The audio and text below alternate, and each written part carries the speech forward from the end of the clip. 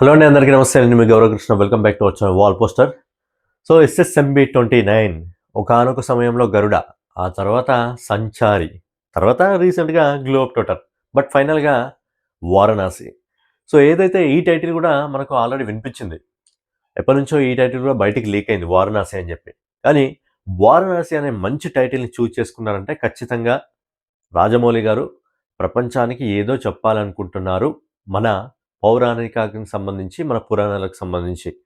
ఎందుకంటే ఆయన నేను స్టేజ్ పైన మాట్లాడుతూ కూడా నేను ఫైనల్గా రామాయణ ఘట్టం నుంచి ఒక ఘట్టాన్ని సినిమాలాగా తీస్తానని చెప్పి నేను అనుకోలేదు అని చెప్పి ఆయన చెప్పారు. ఇంకోటి ఏంటంటే సినిమా స్టోరీ రాసింది విజేంద్ర ప్రసాద్ గారు.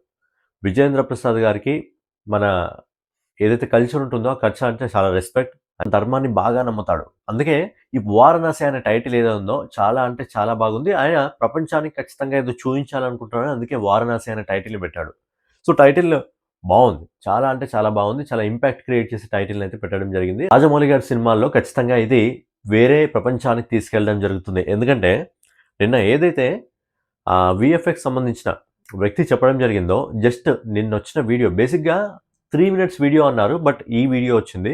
నిన్న ఏదైతే వీడియో మనం షో చేశారో ఆ వీడియో డిజైన్ చేయడానికి ఆల్మోస్ట్ 1 year టైం పట్టిందంటే మరి 2.5 గంటల సినిమా అని సుమ షాక్ అయింది కదా. మరి 2.5 గంటల సినిమా రావాలంటే ఖచ్చితంగా 2027 అంటున్నారు, మరి 2027 సమ్మర్ అంటున్నారు, మరి అంతకంటే ముందు వెళ్ళే అవకాశం కూడా ఉంది.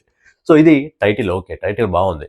ఏదైతే ఆ వీడియో ప్లే చేయడం జరిగిందో, మనకు చూపించడం జరిగిందో నిన్న మహేష్ బాబు గారిది మనకు వారణాసి నుంచి, మీరందరూ అబ్జర్వ్ చేసుకున్నట్టయితే ఆ వీడియోలో 2 కాలాలు కనిపిస్తున్నాయి.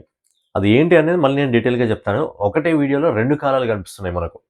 సో దాంతోపాటు ఎండింగ్లో మహేష్ బాబు గారి ఎంట్రీ, మహేష్ బాబు గారిని కాదు అసలు ఇండియన్ హీరోస్ని ఎవరైనా డిఫరెంట్గా చూపించాలంటే ఖచ్చితంగా రాజమౌళి గారి.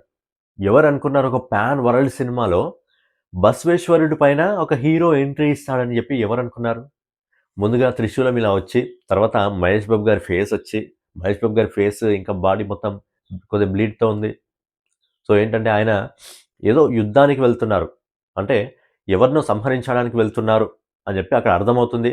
కానీ బసవేశ్వరుడు పూర్తిగా లుక్ ఓపెన్ కాగానే ఆ బసవేశ్వరుడు పైన ఎంట్రీ ప్లస్ మహేష్ బాబు గారు సడన్గా ఒక్కసారి వాయిస్ రేజ్ చేసి అని అంటే గూస్ బంప్స్ నిజంగా. అసలు హీరోని ఎలా ప్రజెంట్ చేయాలనేది రాజమౌళి గారికి చాలా అంటే చాలా బాగా తెలుసు. ఒక్క విజువల్ వల్ల నార్త్ ఇండియాలో మొత్తం పూర్తి పాజిటివ్ టాక్, ఒక్క విజువల్, బసవేశ్వరుడి విజువల్ వల్ల పూర్తి పాజిటివ్ టాక్ వచ్చేసింది.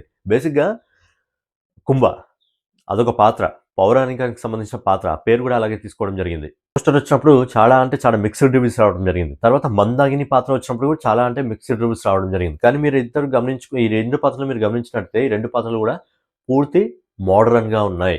అండ్ ఇక్కడ మహేష్ బాబు గారి పాత్ర అనేది కొంచెం ఓల్డ్గా అంటే పాస్ట్కి సంబంధించిన దానిలా ఉంది. సో ఇది కూడా ఏంటి అనేది మనం డీటెయిల్గా అనాలిసిస్గా మాట్లాడుకుందాం. సో ఓవరాల్గా నిన్న ఈవెంట్ అయితే చాలా అంటే చాలా బాగా జరిగింది. నేను ఏదైతే వీడియో రిలీజ్ చేశారో ఆ వీడియోలో చాలా అంటే చాలా దాగి ఉంది. ఆ ప్రతి డీటెయిల్ గురించి కూడా మళ్ళీ నెక్స్ట్ వీడియోలో మాట్లాడుకునే ప్రయత్నం చేద్దాం. సో నిన్న ఈవెంట్ మీకు ఎలా అనిపించింది? అలాగే మహేష్ బాబు గారి లుక్ ఫైనల్గా రుద్ర అక్కడ కుంభ, మందాగిని, రుద్ర. ఈ రుద్ర అనే పాత్ర పేరు కూడా ఇంతకుముందే లీక్ అయింది. ఎలా లీక్ అవుతున్నాయో తెలియదు. రాజమౌళి గారు చాలా పర్టికులర్గా జాగ్రత్తగా ఉంటారు, అలా లీక్ కావడం జరుగుతుంది. యాక్చువల్లీ మనకు ఏదైతే వీడియో ఉందో ఆ వీడియో కానీ టైటిల్ కానీ 9 గంటలకు జియో లైవ్లో మనకు చూపించడం జరిగింది. బట్ ఏంటంటే అంతకు ముందే బయట లీక్ అయిపోయినాయి. 6:30 ఆ టైంలోనే టైటిల్ రివీల్ అయిపోయింది. అలాగే మహేష్ బాబు గారి ఆ లుక్ కూడా రివీల్ అయిపోయింది. స్టేజ్ పైన చెప్పారు కదా, మేము సంవత్సరాలు కష్టపడుతుంటాం, నిద్రలేని రాత్రులు ఉంటాయి, చాలా డబ్బులు ఖర్చు పెడుతుంటాం, ప్రతి ఒక్కరు దానికోసం ప్రాణం పెట్టి పని చేస్తుంటారు. సడన్గా ఒక డ్రోన్ వచ్చింది, క్యాప్చర్ చేసుకుని వెళ్ళిపోయింది, సోషల్ మీడియాలో వదిలేస్తారు అని చెప్పి ఆయన నేను చాలా బాధపడడం జరిగింది. సో ఏంటంటే ఇలాంటి పెద్ద సినిమాలకు కూడా తప్పట్లేదు, అన్ని జాగ్రత్తలు అనేది తీసుకున్నా కానీ తప్పట్లేదు అంటే ఇక ఏ రేంజ్లో అయిపోతుందో ఒకసారి అర్థం చేసుకోండి. సో ఫైనల్గా ఏదంటే పక్కన పెడితే నిన్న మన రుద్ర మహేష్ బాబు గారి క్యారెక్టర్ మీకు ఏ విధంగా కనిపించింది, ఆ లుక్ అనేది ఏ విధంగా ఉంది అనేది మీరు కింద కామెంట్ చేయండి. సో ఫైనల్గా ఇదన్నమాట వీడియో మీకు నచ్చినట్టయితే ఖచ్చితంగా లైక్ చేయడం మర్చిపోకండి. అలాగే కామెంట్ చేయండి ఆ రుద్ర అనే క్యారెక్టర్ నేమ్ ఎలా ఉంది, మహేష్ బాబు గారి లుక్ ఏ విధంగా ఉంది అనేది మీరు కింద కామెంట్ చేయండి. అలాగే ఫర్దర్ వీడియోస్ కోసం మన వాల్ పోస్టర్ ఛానల్ని ఫాలో అవుతూ ఉండండి.